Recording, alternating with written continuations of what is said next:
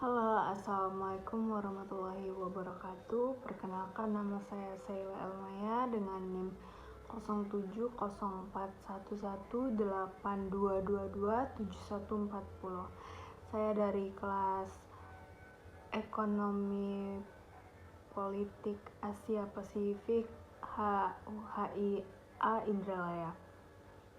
Di sini saya akan menjelaskan peran negara-negara Asia Pasifik dalam G20. G20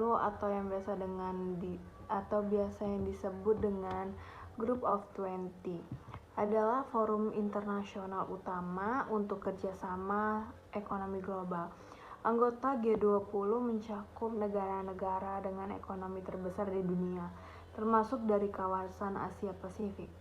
Dalam video ini kita akan melihat bagaimana sih negara-negara Asia Pasifik berperan penting dalam menentukan kebijakan global di G20 ini. Dari Asia Pasifik ini juga ada beberapa negara yang menjadi anggota G20, termasuk Australia, China, India, Indonesia, dan Jepang, serta Korea. Negara-negara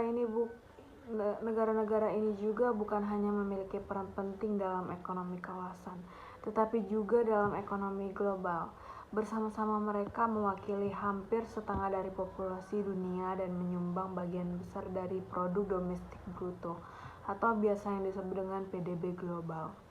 Asia Pasifik adalah salah satu kawasan dengan pertumbuhan ekonomi tercepat di dunia, dan kontribusi mereka di G20 ini sangat penting untuk menjaga stabilitas dan perkembangan ekonomi global.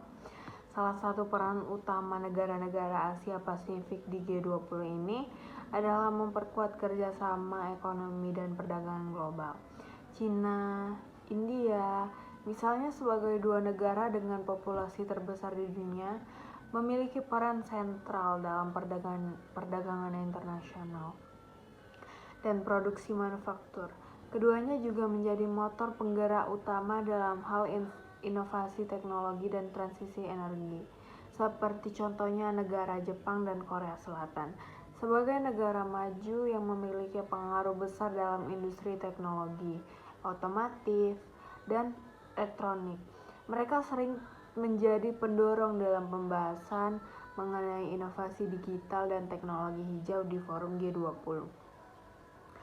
Dan selain itu juga negara-negara Asia Pasifik berperan aktif dalam memimpin berbagai inisiatif global di G20 ini. Sebagai contohnya seperti Indonesia yang menjadi tuan rumah KTT G20 tahun 2022 yang berfokus pada pemulihan global pasca pandemi. Yang pada saat itu yang bisa kita ingat ada bencana wabah penyakit yang dinamakan dengan COVID-19, transformasi digital, serta pembangunan berkelanjutan. Indonesia juga mendorong perhatian lebih pada negara-negara berkembang dan inklusi finansial. Tapi di sisi lain, China telah mendorong reformasi di organisasi multilateral ini dengan memperkuat arsitektur keuangan global mereka. Sementara Australia sering menjadi penggerak dalam hal kebijakan lingkungan, perubahan iklim, dan keamanan energi. Negara-negara Asia Pasifik juga bekerja sama untuk mengatasi tantangan bersama seperti perubahan iklim, ketimpangan ekonomi, dan ketahanan pangan. Karena pada saat itu kan terjadi ketimpangan ekonomi yang sangat besar dan mempengaruhi ketahanan pangan tersebut. Meskipun memiliki pengaruh besar negara-negara Asia Pasifik, negara-negara Asia Pasifik juga menghadapi tantangan besar di forum G20. Salah satu tantangannya adalah ketegangan geopolitik yang dapat mengganggu kerjasama ekonomi di kawasan ini, seperti contohnya pada kasus persaingan ekonomi antara China dan Amerika Serikat. Namun, negara-negara Asia Pasifik juga menyadari bahwa pentingnya menjaga stabilitas dan kerjasama multilateral di masa depan.